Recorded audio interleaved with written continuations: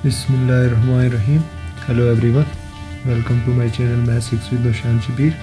Today we learn about FSC Mathematics chapter number 4 quadratic equation. तो इसमें आज हम टॉपिक्स पढ़ेंगे कि क्वाड्रेटिक इक्वेशन हमारे पास क्या होती है और इसको सॉल्व करने के कौन कौन से मेथड होते हैं। तो आइए चलते हैं हम अपने लेक्चर की जानब।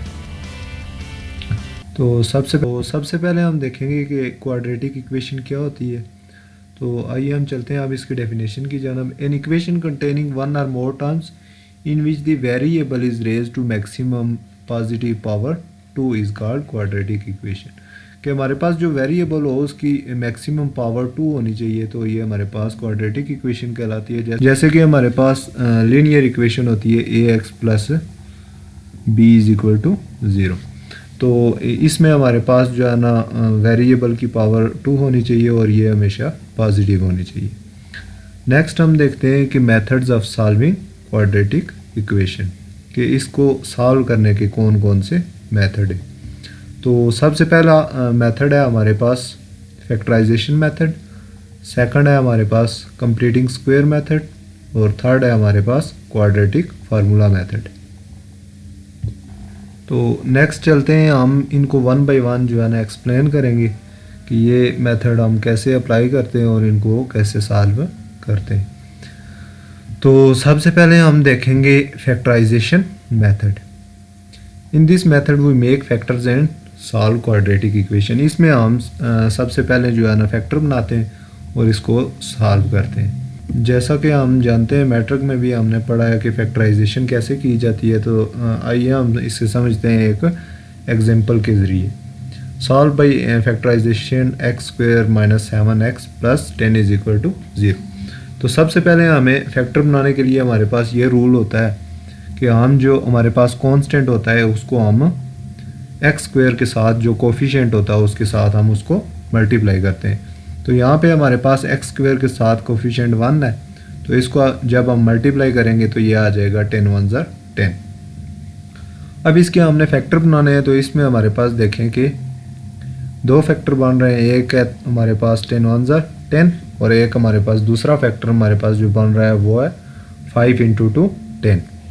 तो यहाँ पे हमारे पास देखें कि दरमियान में हमारे पास जो एलिमेंट आ रहा है वो है -7x। तो इसके हम फैक्टर बनाएंगे -5x और -2x। तो जब हम इसके फैक्टर बनाएंगे तो ये हमारे पास आ जाएगा x square -5x -2x plus 10 is equal to 0।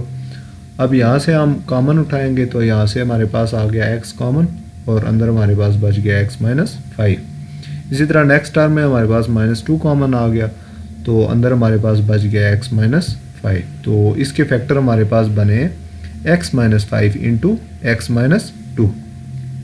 अब इन दोनों को हम बारी बारी 0 के इक्वल पुट करेंगे तो ये आ जाएगा हमारे पास x -5 इज इक्वल टू 0 और इसी तरह x -2 इज इक्वल टू 0।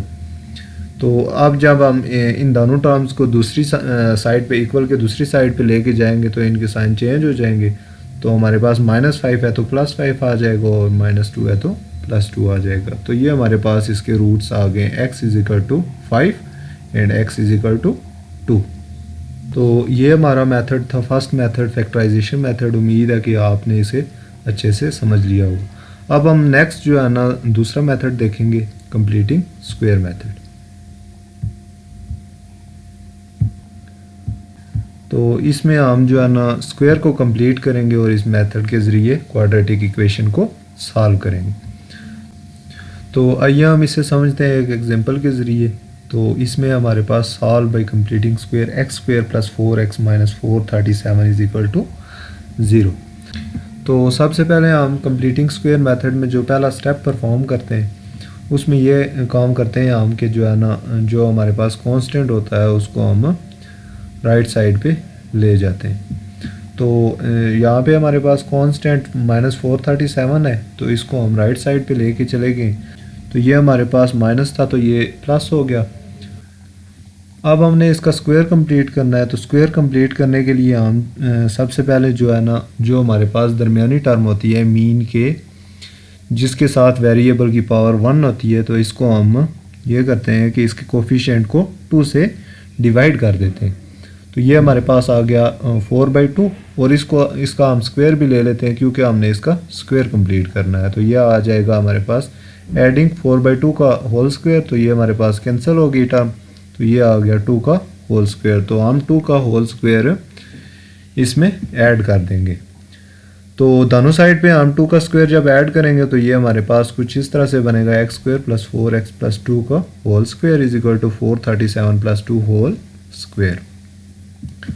अब अगर लेफ्ट हैंड साइड पे आप देखें तो ये हमारे पास एक फार्मूला बन रहा है a² + b² + 2ab। अब यहाँ पे हमारे पास a जो टर्म है वो है x और इसी तरह b जो टर्म है हमारे पास वो क्या है 2 है। तो हमारे पास आ गया a + b होल स्क्वायर, हमारे पास आ गया a + b होल स्क्वायर। तो a की जगह हमने लिख दिया x और इसी तरह b की जगह हमने लिख दिया 2 और होल स्क्वायर। अब इसी तरह राइट हैंड साइड पे हम 2 का जब स्क्वायर लेंगे तो ये हमारे पास 4 आ जाएगा। तो हमारे पास आ गया x + 2 whole square is equal to 437 + 4। अब हम 437 में 4 ऐड करेंगे तो ये हमारे पास बन गया 441। अब इस स्क्वायर को ख़त्म करने के लिए हम दोनों साइड पे स्क्वायर रूट ले लेंगे, taking square root on both side. तो ये हमारे पास आ जाएगा x + 2 is equal to ±21। Mean ये है कि जब हम अंडर रूट लेते हैं 441 का तो ये हमारे पास आ गया 21। अब इसी तरह हम एक टर्म को प्लस में लिखेंगे और दूसरी को माइनस में लिखेंगे। तो ये हमने लिख दिया x + 2 इज इक्वल टू 21 और इसी तरह x + 2 इज इक्वल टू -21। तो हमारे पास इसके रूट्स आ गए x is equal to 19 and x is equal to -23। दूसरी टर्म में हमारे पास +2 दूसरी साइड पे जाएगा -2 हो जाएगा। तो -21 -2 हमारे पास क्या बन जाएगा -23। तो हमारे पास दो रूट्स आए x is equal to 19 and x is equal to -23। तो ये हमारा सेकंड मेथड था कंप्लीटिंग स्क्वायर मेथड। उम्मीद है आपने इसको अच्छे से समझा होगा।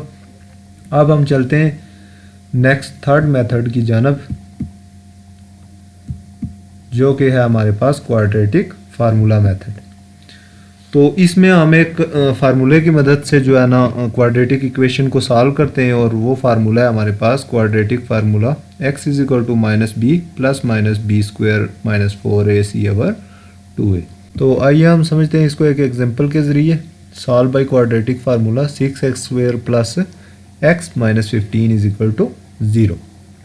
अब यहाँ पे हमारे पास जो फर्स्ट टर्म होती है ये हमारे पास a होती है, इसका कोफिशिएंट मीन यहाँ पे x² का कोफिशिएंट 6 है तो ये हमारे पास a है। इसी तरह x के साथ जो कोफिशिएंट होता है उसको हम b कहते हैं और इसी तरह जो थर्ड कांस्टेंट होता है उसको हम c का नाम देते हैं। तो यहाँ पे हमारे पास a इज इक्वल टू 6 है और इसी तरह b इज इक्वल टू +1 और c इज इक्वल टू -15। तो अब इसे हम सॉल्व करते हैं। तो सबसे पहले हमने इसकी वैल्यूज़ लिख ली हैं। तो अब यहाँ पे हम क्वाड्रेटिक फार्मूला अप्लाई करेंगे। तो यहाँ पे हमने क्वाड्रेटिक फार्मूला जब अप्लाई किया है तो इसमें हमने वैल्यूज़ को पुट कर दिया है। तो b की जगह पे हमने उसकी वैल्यू पुट की है 1 और हमारे पास फार्मूला में -b था तो ये आ गया हमारे पास -1 plus minus under b²। b की वैल्यू है हमारे पास -1 का होल स्क्वायर -4 × 6। इसी तरह a की वैल्यू हमारे पास 6 है और c की वैल्यू -15 है। इसी तरह नीचे हमने डिवीजन में 2 × 6 लिख दिया। तो सिंपली यहाँ पे हम मल्टीप्लिकेशन करेंगे। तो यहाँ पे हमने जब मल्टीप्लाई किया 4 को 6 और 15 के साथ तो ये हमारे पास +360 आ गया क्योंकि मल्टीप्लिकेशन में माइनस माइनस प्लस हो गए। तो जब हमने 360 में 1 को ऐड किया तो ये हमारे पास बन गया 361। तो यहाँ पे हम अब अंडर ले गए। तो अंडर जब हमने 361 का रूट लिया तो ये हमारे पास आ गया 19। तो यहाँ पे हम एक बार टर्म को प्लस कर लेंगे और दूसरी टर्म को हम माइनस कर लेंगे। तो यहाँ पे आ गया -1 + 19/12। इसी तरह x इज इक्वल टू -1 - 19/12। तो इनको जब हम ऐड और सब्ट्रैक्ट करेंगे तो ये हमारे पास आ गया x इज इक्वल टू 18/12 और इसको जब हमने कैंसिल किया तो 6 × 2 12 और 6 × 3 18। और इसी तरह दूसरी साइड पे हमारे पास x इज इक्वल टू -20 आ गया। टर्म्स यहाँ पे हमारे पास ऐड हुई हैं और जो है ना साइन हमारे पास माइनस का ही रहा है। तो इनको जब हमने कैंसिल किया तो हमारे पास दो रूट्स आ गए, एक आया एक्स इज इक्वल टू 3/2 और दूसरा रूट हमारे पास आया एक्स इज इक्वल टू -5/3। तो यहाँ पे हमारे पास ये दो रूट्स आए। तो उम्मीद है आपने इस लेक्चर को अच्छे से समझा होगा। तो नेक्स्ट लेक्चर में मैं आपको बताऊंगा कि क्वाड्रेटिक फार्मूला हम कैसे ड्राइव करते हैं क्वाड्रेटिक इक्वेशन से। तो नेक्स्ट लेक्चर में हम इसको समझेंगे कि ये कैसे ड्राइव होता है। तो यहाँ पे हमारा लेक्चर एंड होता है। Thanks for watching and please subscribe my channel for more upcoming videos. अल्लाह हाफिज़।